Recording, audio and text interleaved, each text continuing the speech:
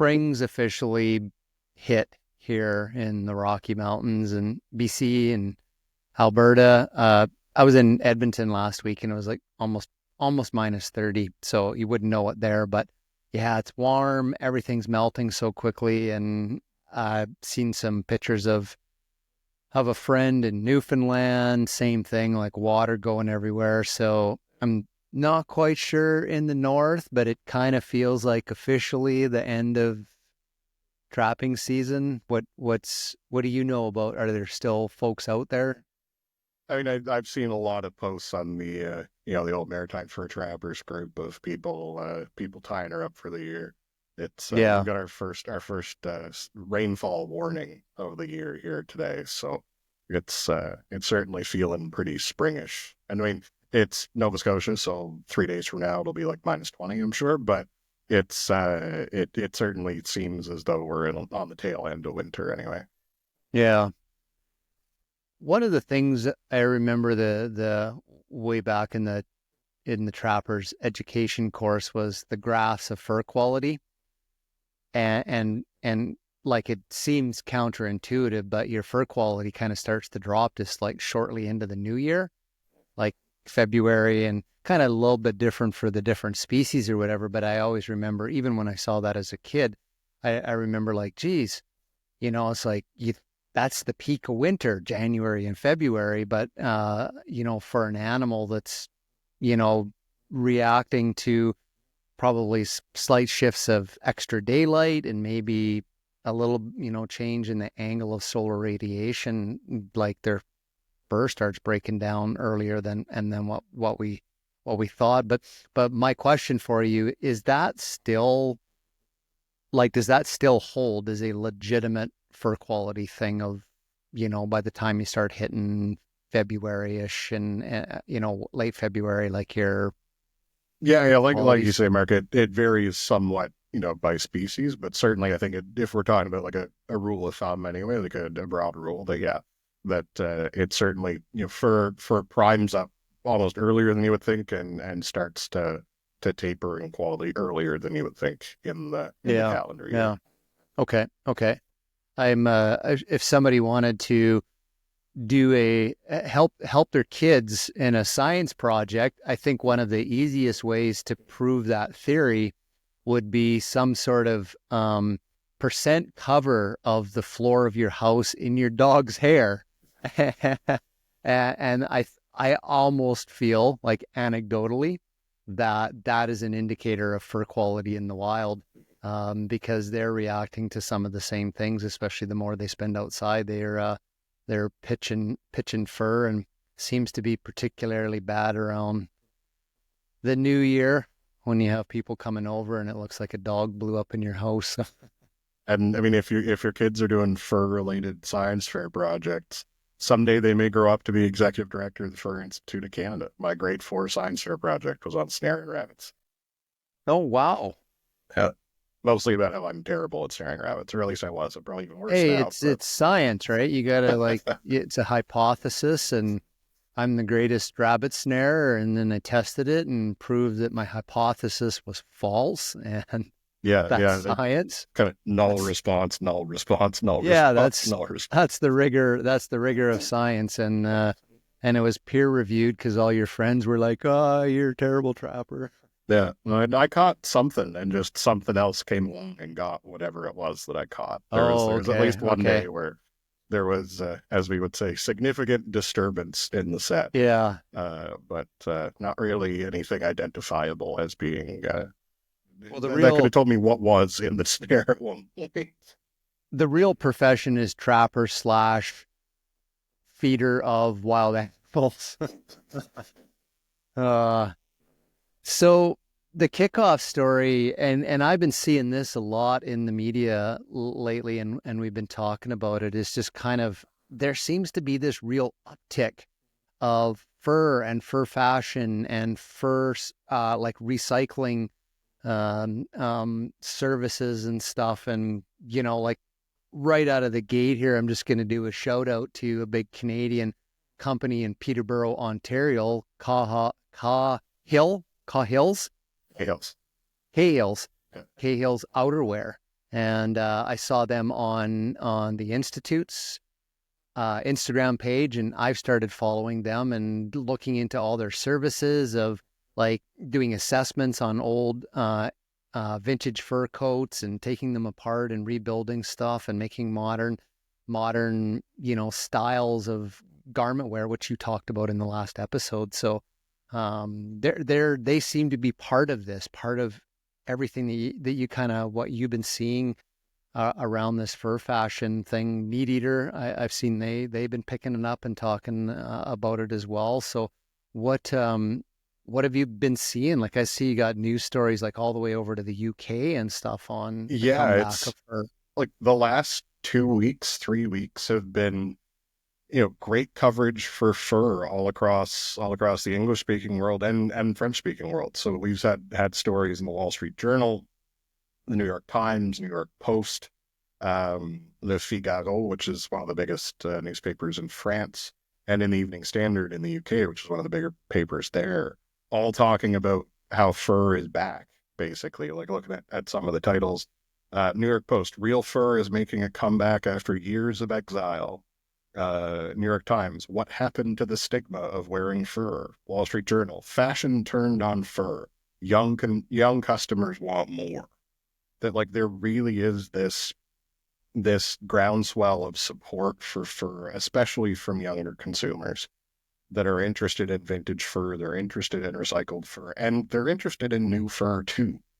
And we're seeing this like really interesting organic explosion in interest in fur. And we saw it a little bit last year in kind of the big runway shows.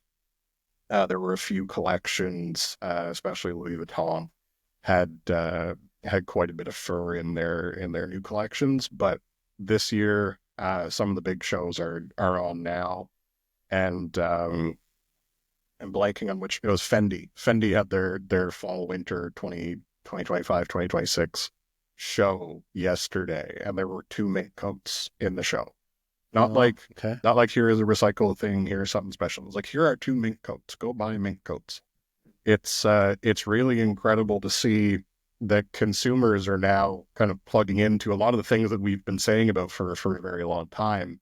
But this idea that fur is renewable and fur is organic and fur is biodegradable, the things that we've been saying, in a lot of cases we were saying before anyone really cared about those things, that now is something that's front of mind for consumers, and as a result is front of mind for big brands. If we're seeing fur on like the top of the top runways in Europe, it's going to trickle down throughout the rest of the fashion industry, and we're going to see more fur on the street. I get people calling me all the time, talking to relatives or talking friends, and they're like, "Oh yeah, I'm in London and I'm seeing a whole bunch of fur on the street," or "I'm in Montreal, I'm seeing so many people wearing fur." And a lot of that is vintage and people going and pulling coats out of their grandmother's closet or buying them at a vintage store or a thrift store. But, that isn't going to be everything. It's not going to stop there. If we can destigmatize wearing of fur, there will be people that will go and buy new fur.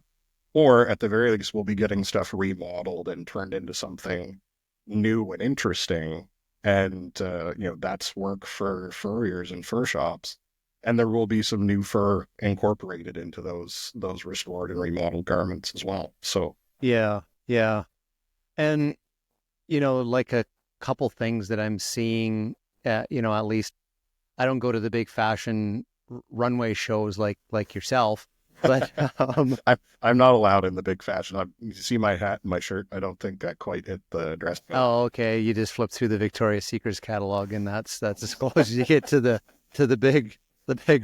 big runways. But what I'm seeing in across a number of the social media things around these stories is the fur garment are very traditional looking. Even if they've been refurbished, they're not being dyed. They're natural colors, and it kind of seems like the natural fur, the natural colors, the traditional styles. Like even like I'm not seeing these, these like things with trimmed with fluorescent pink, or I'm sure there's a little bit of that out there, but that's really cool too, because just for me, like ethically, like the natural fur from the wild to this representative thing that we still recognize and honoring what it is, that transition and preserving that part of the wildness is important, and so that's encouraging, and younger people seem to embrace that look.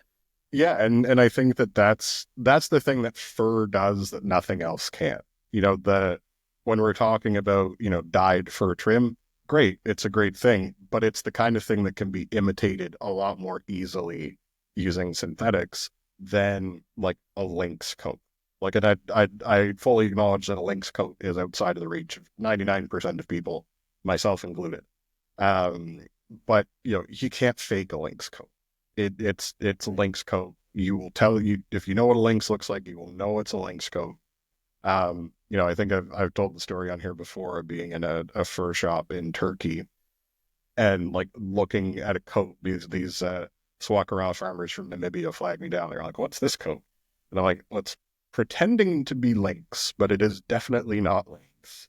And the owner was walking by, and you're like, "What is this?" And he's like, "Oh, this is fake fur for PETA. Like, you don't want this. Come back over to this side of the store where all the real stuff is." Gotcha. Yeah. And it's just so much harder, I think, to imitate those, the natural patterns and natural dynamics of fur. Fur is super dynamic and alive in a way that synthetics never can be. I mean, And seeing it these, has a sheen to it, but it's not shiny and glossy like plastic. That's yeah, something I exactly. notice. And it reacts differently to the wind and stuff. Like you can tell that once you know what you're looking for, you can immediately tell the difference Yeah. between a Yeah. real fur garment and a fake fur garment. And I read news stories and they're like, "Oh, here's the new advancements in fake fur," and it's like, well, you're still not as good as real fur. All the talk of we should stop using real bear skins and bearskin caps for the UK Royal Guard because here's this like super advanced new fake fur that's just as good as bearskin. And like you look at the picture and you're like, I can tell right away that that is not anywhere near as nice as bearskin. As a bear skin. Yeah, no, So that's true. And another thing, sort of on the business side is the uptick in recycling. I even on Facebook Marketplace, like even just locally, I just see an uptick in fur being sold. I think there's somebody locally that's buying like lots, yeah, from okay, um, I don't know if they're all like the Woodward store or Sears stores or something like that, because it's right. it's a lot of like off sizes. I do see sheep shearling coats as well, but there's never like an extra large That's man, that's it's my always problem like, too. oh, Is that's a nice looking one. Oh, it's yeah, small, yeah. I'm like, there's but no 52 longs in then the Facebook Marketplace codes. exactly, but that's cool too, and I think that's a good metric of what's happening out there.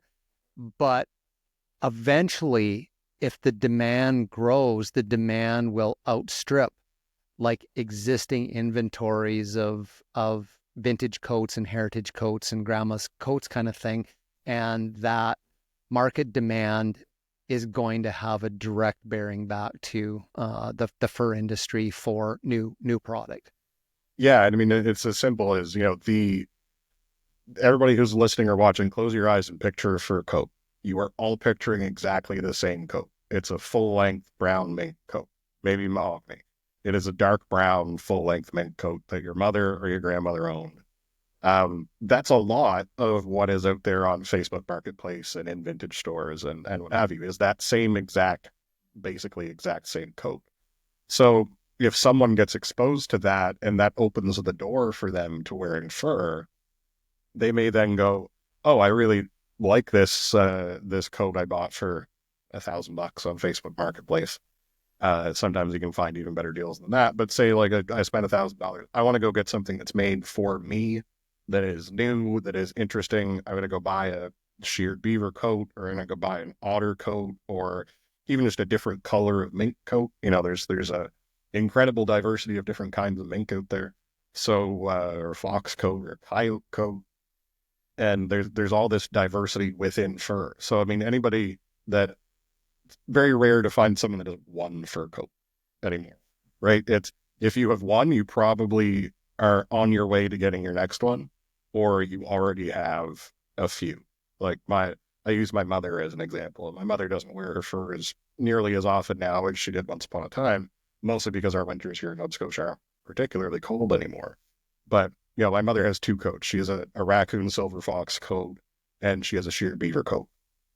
And the raccoon silver fox coat was kind of the second of the fur coats. You close your eyes and picture a coat. The second most popular or most common in people's imaginations is that big raccoon coat that was like, you look like a Russian mobster's wife wearing. Like it's that kind of big, imposing look that was popular at different points here in North America, mostly popular in the 80s, still popular in Eastern Europe and in Russia, especially. They like the big side. Raccoon hair is long. The nap on raccoon is long compared to a mink. So it makes you like a big, imposing figure. Going Yeah, back to the days yeah. of women's suits with like shoulder pads and stuff, where like women were trying to look bigger. That was the coat that my mother had. And, years later, she got it was full length coat. Years later, she got it cut down into like a car coat length and got a headband made and a muff made and a bunch of other stuff made from the rest of the coat. But like, that's the flexibility and the versatility of a fur coat is if something goes out of style, you take those furs to a furrier and get that same coat made into something that is in style. You can't do Yeah. that with silk or with Wool. synthetics or harder to do with wool. It's not as nearly as Like a versatile. knitted wool. Yeah, yeah. Yeah. So that's the other thing that I think a lot of folks that are getting into vintage fur and thrifted fur now, that's the next step for them is to take that coat and get it remodeled into something that is doesn't look like it came from the 1980s.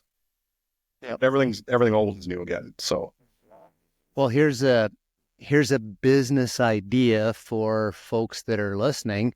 Start scanning your local Facebook marketplace, and I'm seeing these big full-length coats for 200-ish, in there to, some of them 400 or whatever. And hey, if you're in the business of fur in the off season, buy these things, stockpile them. The demand for recycled vintage is going to go up. Give it a couple of years, like a stock. The price is going to go up a little bit if you sell it right, or if you wanted to take it and get it manufactured into something different, put it back on Facebook Marketplace and sell it as a more modern short jacket or something like that, and triple your money, or or something like that. I mean, it's just first fur, and that would be, especially if all you got to do is just drive 10 minutes down the road because somebody's selling like 3 old fur coats or something like that, and you can turn that into a couple $1,000 in the off season. Like,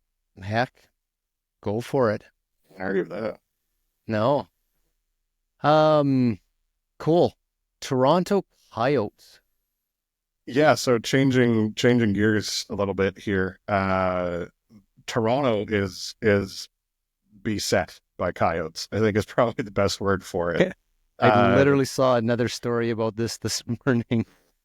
is the whatever is going on in Toronto, they got plenty of coyotes, and recently those coyotes are I don't know if they're angry or hungry or both. But there's been quite a few interactions with coyotes and attacks on pets and things like that. The story I saw said 13 attacks in 9 days on pets, which is a lot, even in a city the size of Toronto. That's a lot of coyote attacks. And now the debate is, well, what do we do to address this problem? How do we learn? There's people there saying, well, how do we coexist with the coyotes in the city? And then there's, more intelligent people saying, well, we should probably get rid of these coyotes. You had, a lot of discussion and debate in and around like even city council in Toronto of, what do we do with coyotes? And every couple of years, there's another city that goes through this. And Yeah. like 2, 3 years ago, it was Ottawa. Montreal has dealt with this as well. Vancouver, Stanley Vancouver, Park. It Stanley Park, was, yeah, and the coyotes there. Ottawa had a few attacks on people, not just on pets. Especially like elderly people. I remember like 2 or 3 elderly people were attacked by coyotes. And like there's kind of only one solution to this problem. Is certainly first and foremost, I'd say whatever we can do to reduce attractants yep, for yep. That's coyotes the is first thing. Yep. stop feeding the things. If anyone, not that I think there's anyone listening to this podcast or watching this podcast that doesn't know this, but don't feed the coyotes. Yeah. Yeah. Don't And feed it's the same as bears. Like they talk same as about bears. attractants, which is leaving out your pet food. It's your barbecue. It's your garbage. It's your pets. Like, Yeah. I mean, an attractant is an attractant. Yeah. And coyotes are very versatile. Coyotes will eat fruit. Coyotes will eat dog food. Coyotes will eat anything that isn't bolted down. They eat your schnauzer if they can get a hold of it. And it's really one of those things that thankfully we have organizations like Ontario Fur Managers Federation that are trying to inject some common sense into these discussions in Toronto, and just being like there's you can't take options off the table when it comes Yeah. to dealing Yeah. with urban coyotes. And there's a subset of society that will say, well, we need to learn to coexist. We moved into where they were, which is not true about coyotes. Like coyotes are not in some ways are not native wildlife. They are a range expanding wildlife that most of Canada was not familiar with 60, 70, 80 years ago. I think, Especially on the eastern side of North America. yeah, That's how I've understood it. So like, Ohio and, all those places, like the coyote is a relatively newcomer, yeah. sort of following like the white-tailed deer, following the agriculture landscape. Yeah, I mean here in Nova Scotia, I think it was like 1962 was the first coyote. Mm. So it's like really not, it might have been 52. But it's like not, it's within my father's lifetime that we have had coyotes arrive in this province. Arrive in the And trunk of somebody's car. yeah, or I mean even just they walked in, and we're seeing that with other stuff here in Nova Scotia with like wild turkey and stuff that we know they're in New Brunswick. We know they will get here eventually. Um, and it's a difficult conversation around, are these invasive species? Well, not really. They're just expanding their range, but they are a Yeah. novel species in a lot of ways that previously was kept at bay because of, the land use changes allowed them to come, or elimination of wolves in certain areas allowed them to continue to expand their range, things like that. So Yeah. Yeah. it's really uh it will continue to be an issue in cities in North America, likely forever. Like, it's if anything, we've proven over the last however many decades that like it is just about impossible to get rid of coyotes once they're there, but you can influence the behavior of individual coyotes and of the broader population in a given area. Yep.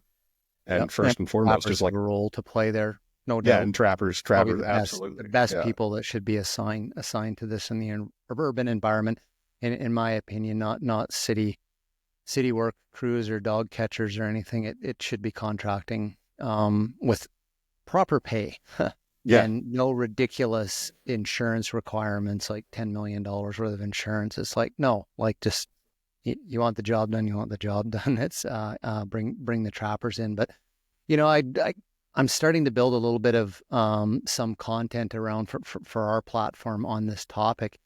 And there's that the original meaning of this idea of coexisting with wildlife, the original concepts around coexisting meant manage your attractants to prevent these animals from coming and doing stuff outside of their natural behavior because they're paying the price for it. They're getting trapped and killed and into trouble, and we're destroying them.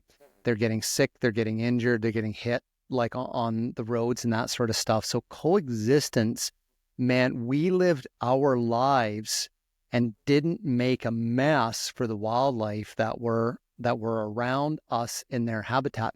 That word's been co-opted, and it's moved to this notion, which I call cohabitation. So there's what the notion is now is you got mice in your house and all of their poop and their pee and their diseases. You embrace that and you live with that in your home. You let them nibble on cheese on the counter and all. That's cohabitation. Coexistence is make sure you got weather stripping on your doors, and if you see a sign, or like put the popcorn away at night, like that sort of stuff.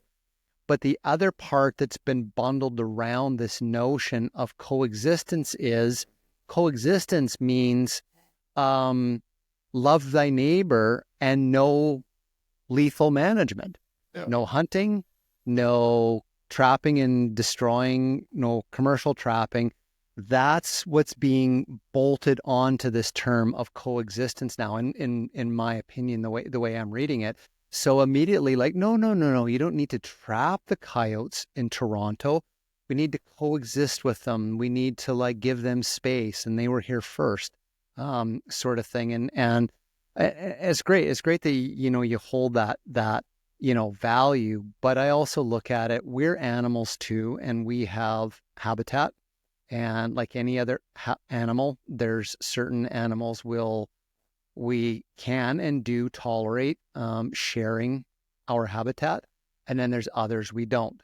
A black bear does not let a bobcat crawl into the den with it, for the winter, and a beaver doesn't let a fisher into its house for with its kits for the winter and stuff. And like that's an element of still believing that the laws of nature apply to humans. And the other part of it is I just finished reading this book not too long ago. I know it's backwards. So Fur, Fleas, and Flukes. Michael Stock was a parasite scientist and professor at MacEwan University in Edmonton. And I just finished this book. He's got a chapter on the urban coyote. So based on research, quite a bit of it that's been done in Alberta, urban coyotes are sicker than their wild cousins. They are carrying, I got an infographic here that I'm going to be using in our social media here pretty quick. So urban coyotes compared to their wild counterparts are carrying higher parasite counts of roundworms, hookworms, lungworms, stomach worms, flukes, flatworms, mange lice, and oral papilloma virus. They are being subjected to a poisonous mycotoxin from the fungi that grows in backyard compost. So when they dig around in it, they inhale these mycotoxin particles from the fungi, and it's toxic in their bodies, and it causes their internal organs to shut down. And so it leads to a really gruesome death for these animals with organ failure. They've done studies on urban coyotes, and 10% of their stomachs contain string, rubber, and plastics. And in one study in northern Alberta, the coyote had a condom in its stomach. And they pose a risk to humans. And there is an epicenter in northern Alberta of the hydatid disease, which is a parasitic flatworm that coyotes get. And they get it from eating infected mice, house mice, not deer mice, primarily in the urban environment. And the pathway to get into people, the most common pathway is coyote poop. Dogs come in contact with it and then go home and lick the owner's face type thing. When that fluke gets into people, it goes into humans' liver. The symptoms can be undetected for decades in people. When they do start to become symptomatic, a number of cases, they've misdiagnosed it as cancer. And in some cases, it's fatal to humans. Yikes. And, I look at this and it's like this idea of cohabitating with coyotes. This is dangerous for people, but in my opinion, it is completely unfair and inhumane to the coyote itself, because they are living basically off of these horrible like diets, and they're sick, and and Lord knows what else they come in contact with, the rat poisons, and and some leftover chemicals that are that are thrown out here and there. So it's like, it's almost like, if we want to talk about the humane treatment of animals, it is not humane to say we should live side by side like coyotes in our urban environments. It's not good to them. It's not fair Yeah. to them. So Well, and I anyways. mean, speaking to your point about the difference between cohabitation and mm, coexistence is, I'm not saying we need to go into every city and kill every coyote. It's just, there will be situations whereby lethal control is the best option. yep, And, we saw especially when you that got aggressive ones. exactly, we saw that in Winnipeg, I think a year and a half ago, 2 years ago, is they had issues with aggressive coyotes. They came in, trapped two coyotes, and then problem was dealt with. I'm sure those two coyotes weren't the only coyotes in Winnipeg, but there is kind of a range within which coyotes can operate in the urban environment, whereby they can be tolerated. Uh, but if you allow them to go beyond those guardrails, then Yeah. what you will end up with eventually is a much more severe backlash against the animals on the landscape, Yeah. regardless. Yeah. So Yeah. to take away tools from the toolbox is rarely, if ever, the right approach in dealing with urban Exactly. wildlife, whether that's coyotes or foxes or rats or bobcats, Raccoons, whatever, raccoons, skunks. the 90,000 raccoons that I used to see on dumpsters when I was fly fishing and all. And he'd like go back to the parking lot and turn the headlights on in your car, and then you just see like 9,000 eyes looking back at you from the dumpster across the parking lot. Like, there's a word, and I meant to look it up before we started the podcast and I forgot, but like there's a word for animals which thrive in human environments. And it's, like I say, coyotes, foxes, raccoons, white-tailed deer. We make certain changes to the landscape that are very, very good for reproduction of certain animals and survival of certain animals. And, we need to deal with the good and the bad of that. And, that's one thing when it comes to stuff like these coyotes in Toronto that are killing pets, or the coyotes in Ottawa that are knocking over grannies trying to get out of their car with their groceries. Like, we need to be willing to use the tools in our toolbox to reduce conflict wherever possible. Yeah. Yeah.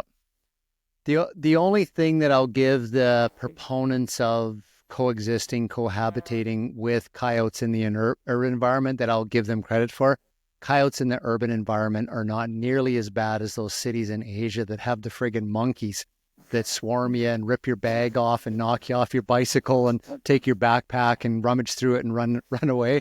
So I think, honestly, I'd rather live with a few coyotes than than those The guys. coyotes are taking Uh, your wallet, and it yeah, really, and going and buying stuff with it like a coffee. I don't know if maybe monkeys and baboons and stuff make really good fur coats, but oh, no, it's good. we're gonna get letters now. Yeah, monkey coats. Yeah, um, yeah. There's a whole way of marketing that, like primate on primate, kind of something like that. So that's Oh no, this is not the uh, official position of the Fur Institute. And yeah, yeah. Um, Quebec Trappers Association convention was just recent. yeah, so I just got home yesterday from a trip up to Beaupré outside Quebec City.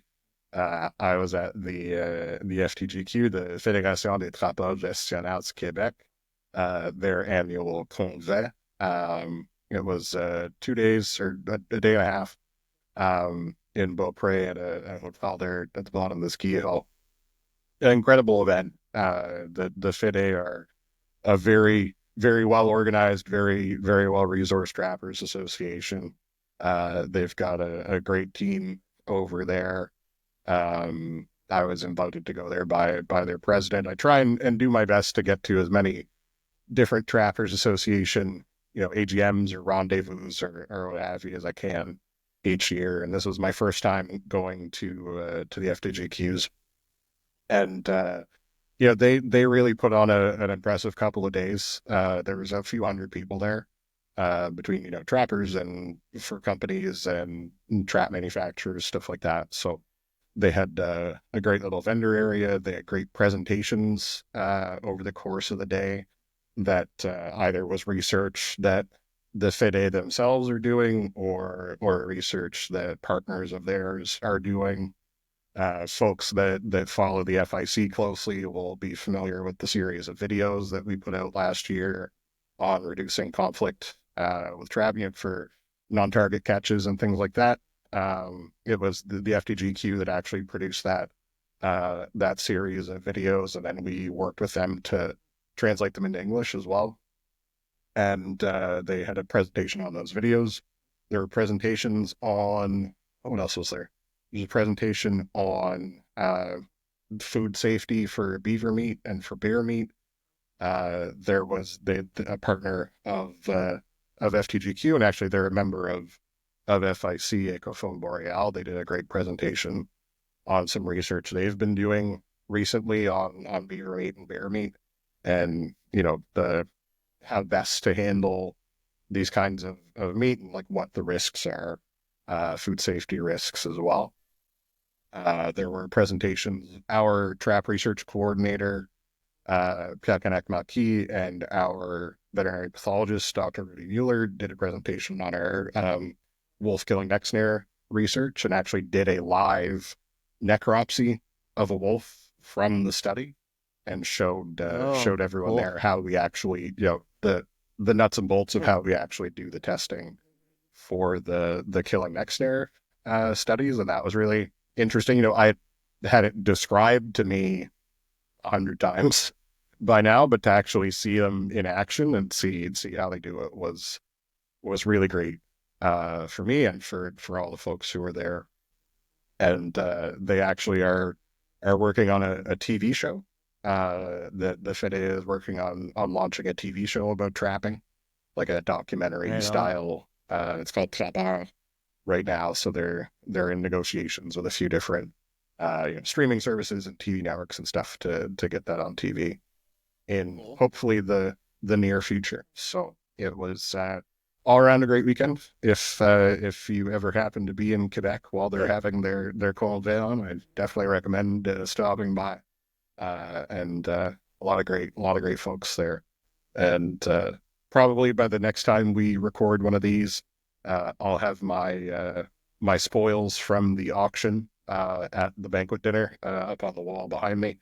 I bought myself a black bear to put on the wall. So I got a Cool. I got a whole box of fur here sitting at my feet that I got to put up on the wall. So this is probably Nice. the last Nice. episode of the podcast where I got a map behind me. No, that's a good way to support them and all the things that an association needs some finances for, some coins in their pocket to do their business. So very cool. Now, when is just kind of thinking of like conventions and festivals and stuff? When is the big seal festival it's in Montreal, right? Yeah, so we actually haven't done the The one Seal with the Fest the funny last name. few years. Yeah, the one with the funny name that we call Seal Fest amongst polite company, but Yeah. in French the word for seal is fuck. So it is the Fuck Yeah. Fest. We actually haven't put on the Seal Fest the last few years, but we was formerly an initiative of the Institute, working with a bunch of restaurants in Montreal and Quebec City. Yes. Yes. Yeah. So I remember that. Yeah. Roan Rami was on our other podcast. yeah. She was talking about it and it was like, this sounded really cool. Yeah, Yeah. it Like was. I mean, it may that to come me was back. almost, I'm not going to say we've I'd love to closed see the it as a door. traveling road show. Yeah, Get it out to Vancouver and we'll yeah, flip some burgers for the downtown Vancouver folks and talk about it, talk about seal harvesting on the West Coast. So, um, very, very cool. You also want to touch on, so a lot of the big hunting shows took place this winter. I was at Dallas Safari Club, and then there was the Nashville Safari Club International. There was the Wild Sheep Foundation Sheep Show in Reno, and then Salt Lake City was the Western Hunt Expo. All a bunch of big shows. A lot of the conservation tags for hunters are auctioned off at the Western Expo and at the sheep auction. Alberta's sheep sold for a record $400,000. And the governor's tag in New Mexico or Arizona, there was New Mexico. New Mexico, sold for an all-time high conservation fundraising of 1.3 million US for that tag. So, and that's all going back to conservation work. Now, there's some other stuff that was involving trappers from Canada at those that you wanted to touch on. Yeah, and I just speaking to your point earlier about how trappers associations need a bit of change in their pocket to do the important work that they do. I wanted to give a shout out to our friends at the BC Trappers Association. Glenn Cartwright's president over there, and I've seen some really impressive Facebook posts as of late of some of the work that they've been doing. And some of the auctions that they've been involved in.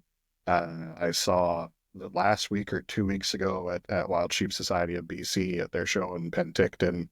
They auctioned a wolf pelt off for $18,200 to support BCTA. And before that at Sheep Show in Reno, they auctioned a wolf pelt for $30,000 to support the BCTA. Which is awesome news. Round of applause for BCTA. Because unbelievable.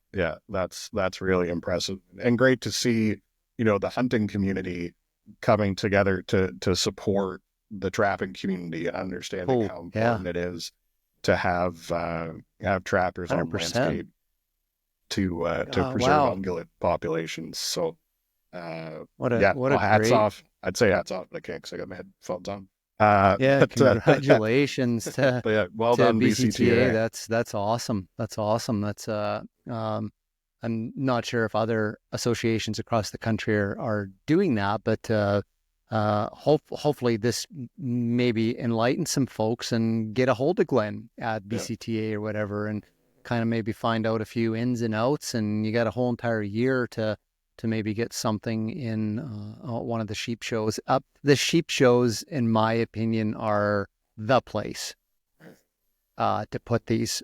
People go to the sheep shows to spend money. Sheep hunters are a dedicated group to raise money for conservation, and that's why you saw those prices at the sheep show. So very cool. But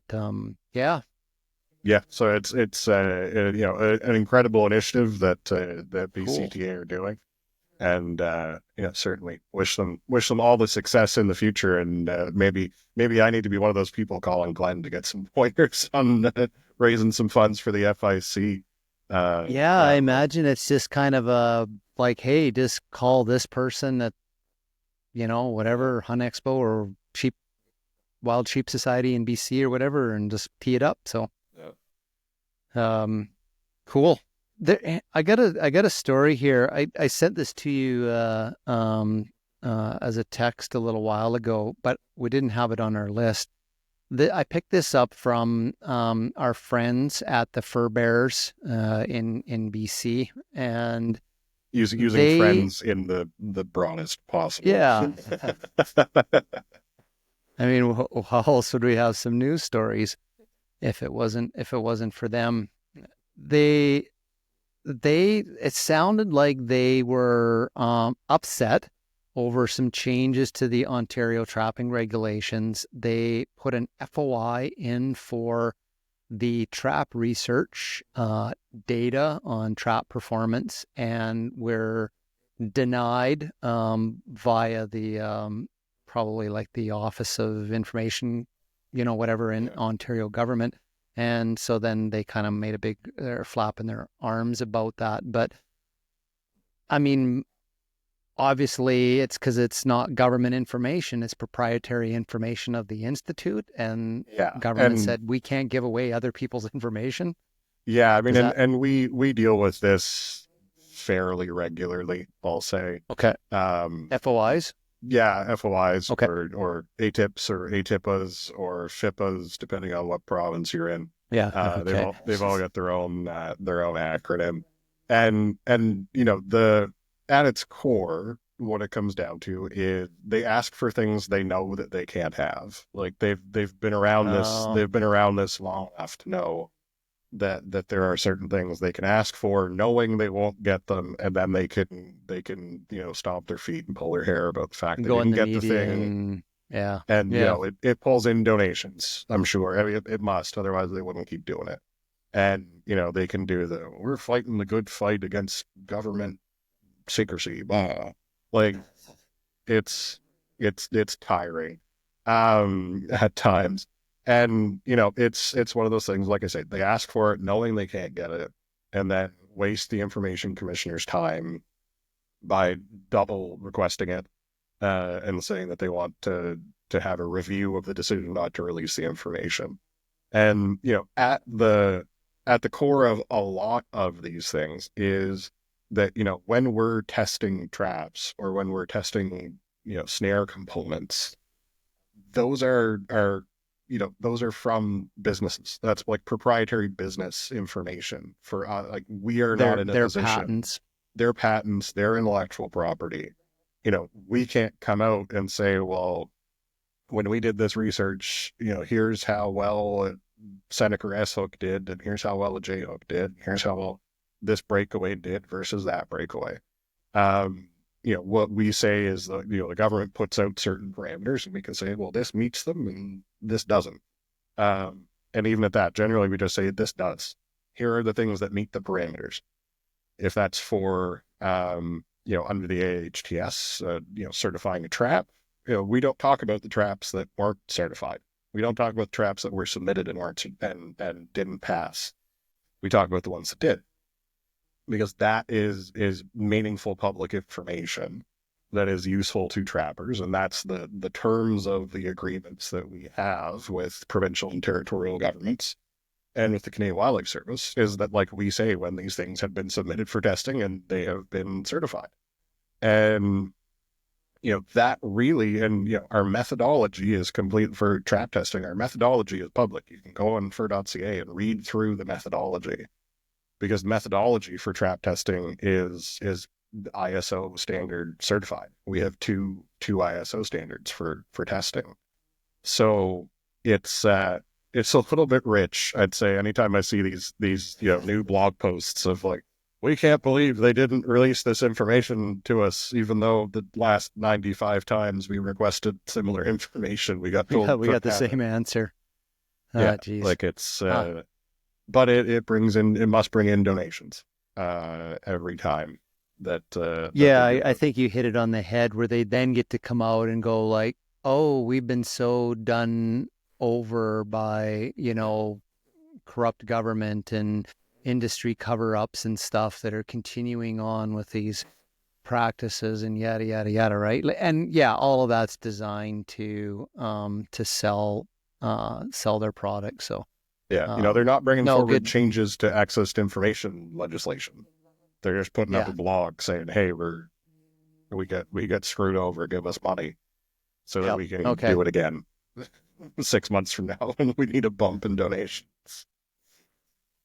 Uh, their job is actually a lot easier than ours. Oh yeah, I mean Yeah, that's I've often had that discussion with folks in the industry and elsewhere. Is like it'd be so much easier to just be on the other side of this, because you can just make stuff up yeah, and just say and get like this away with is, it. yeah, and understand what it is that the government and or the institute can't talk about, and just be like, well, we can't talk about that.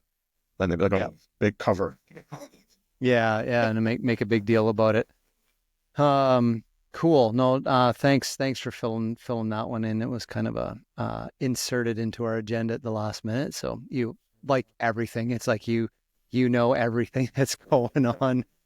So that's nothing's ever going to be a surprise to you.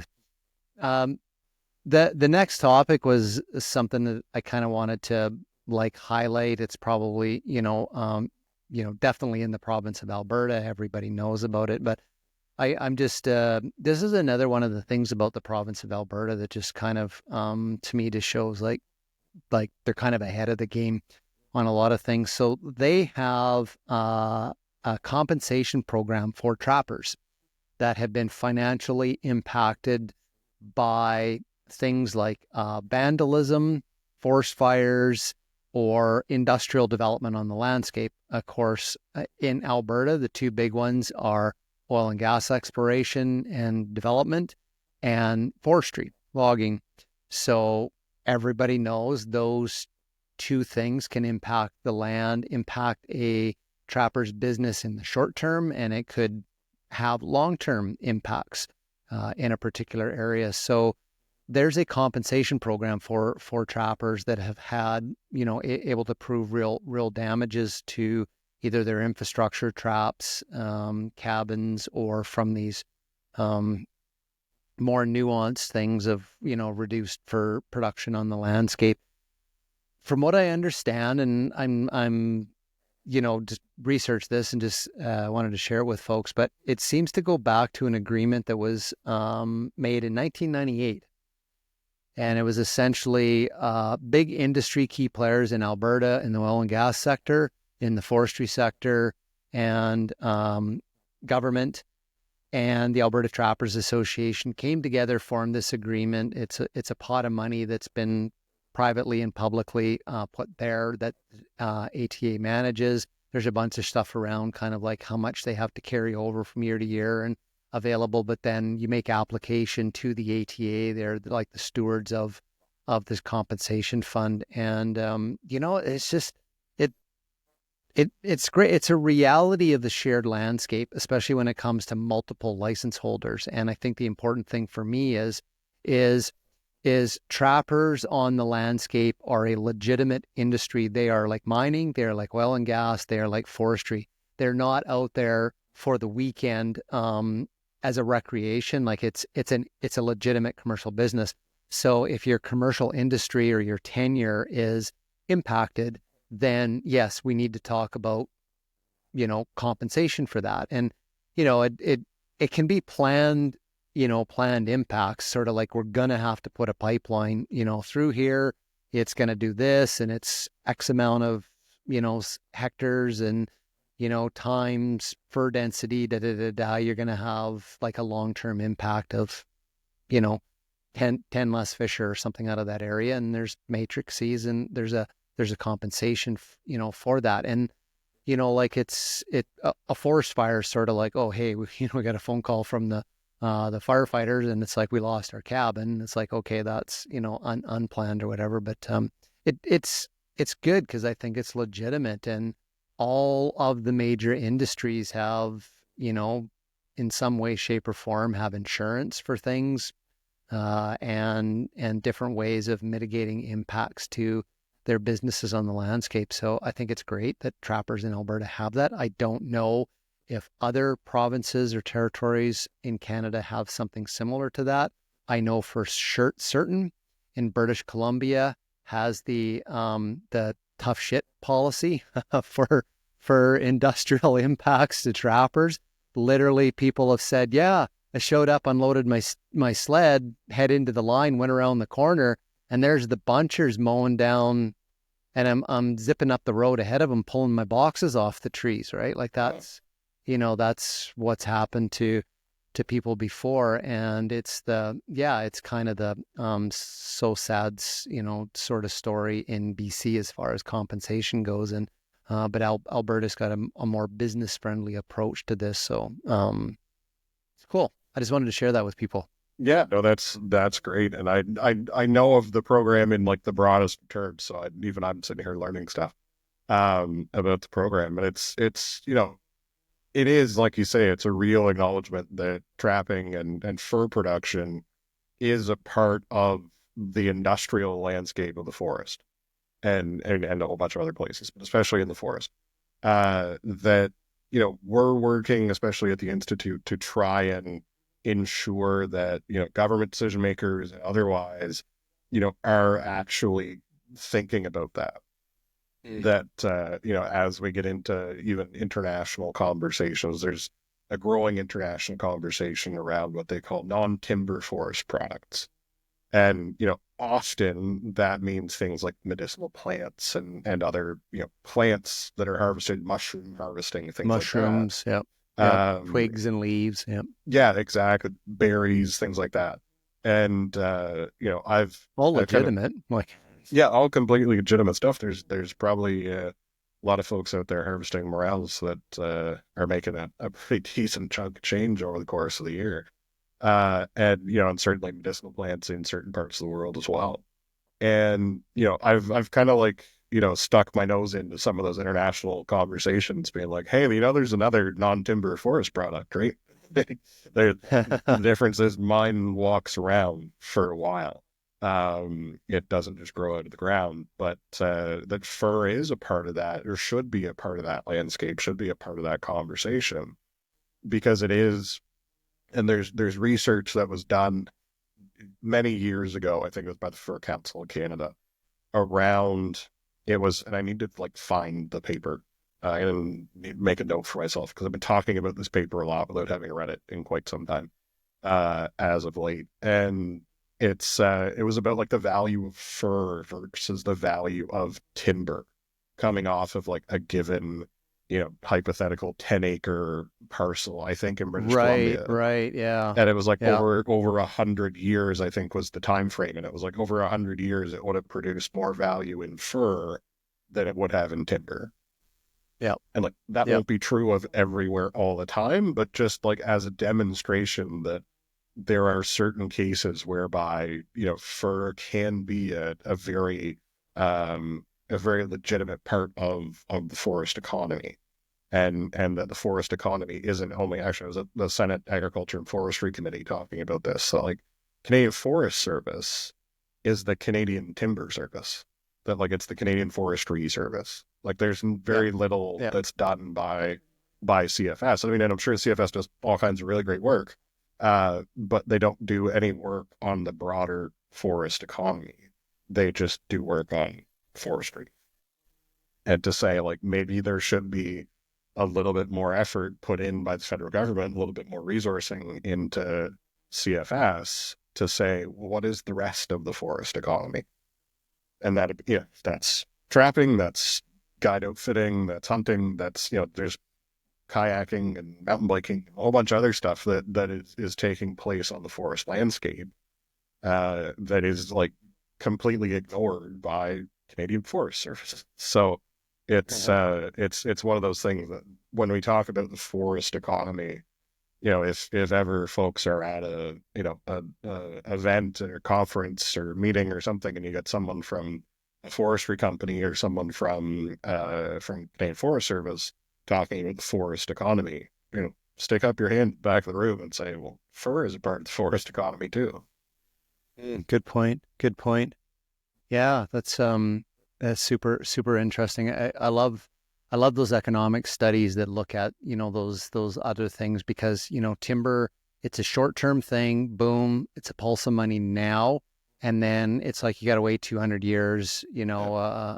and everybody in the forest industry have a background in it as well, talks about, oh, like we can reharvest again in 60 or 80 years and stuff, and it's like, fine, let's talk about a 1,500-year-old cedar hemlock forest, old growth forest, and you're not going to log that same forest again in 60 or 80 years. You might get like poles out of it, but the biodiversity and everything else that kind of takes a hit for a millennia if the forest were left alone versus if we flowed fur and other products out of that forest. We also have to factor in that the flow of the economics of the flow of fur from the forest is keeping the forest there for all of the other intrinsic biodiversity values that, to be fair, should have a value put on it and increase the value of trapping. To say by trapping this forest produces this much, but it also keeps the forest intact, which is worth another, $2 billion in clean water or whatever it is, or or something like that. So it's an increasing area of environmental economics, but I'd really like to see the power of that put more. on trapping and its economic value in a greater context of keeping forests intact and still allowing society to make money off of it. Yeah, for sure. And then kind of lastly, nothing against the folks, but if you're picking morels or huckleberries or salal on the coast for the floral industry, you're a commercial industry like trappers, you should have a tenure, you should have license fees, and you should have to pay royalties just like the trappers have to in order to be doing it for a commercial venture. If you're picking mushrooms and huckleberries for yourself like I do, okay, that's fine.